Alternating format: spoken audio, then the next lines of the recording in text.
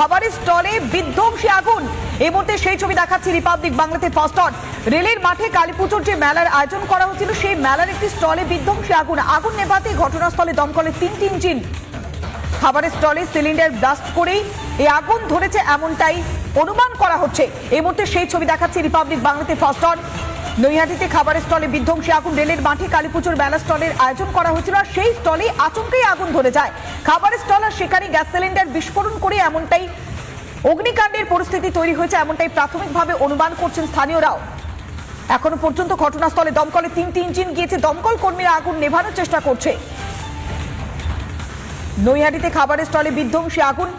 রেলের মাঠে কালীপুজোর মেলা স্টলে আগুন নেভাতে ঘটনাস্থলে দমকলের 3টি ইঞ্জিন। খাবারের স্টলে সিলিন্ডার বিস্ফোরণের জেরে আগুন লেগেছে।